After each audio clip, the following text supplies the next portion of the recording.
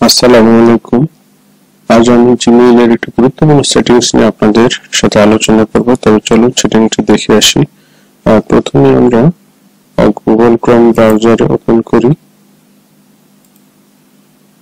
এবার উপরে ডান কর্নারে যে তিনটা ডট চিহ্ন দেওয়া আছে সেই ডটে ক্লিক করে নিউ ইনকগনিটো উইন্ডোতে ক্লিক করি। এবার গুগল সার্চ বারে জিমেইল, এইখানে জিমেইল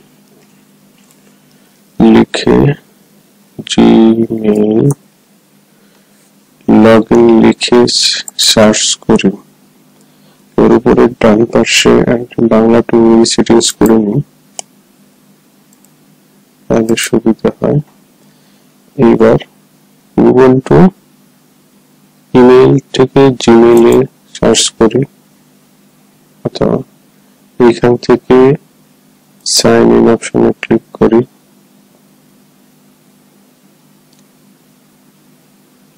সাইন ইন অপশনে ক্লিক করে এখানে আপনার ইমেলটা লিখে দিবেন .com।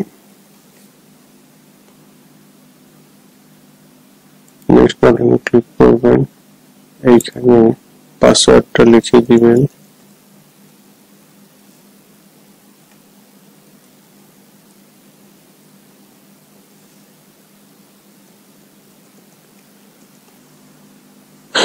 তো আপনার এবার ইমেল ওপেন হয়ে যাবে। আমরা জানি, আমরা যারা পিসি ল্যাপটপ ব্যবহার করে থাকি তারা সকলেই জানি যে একবার গুগলে সাইন ইন করলে সাইন আউট না করা পর্যন্ত সেটি সাইন ইন অবস্থায় থেকে, যেমন কি কম্পিউটার বা ডেস্কটপ বন্ধ করলেও।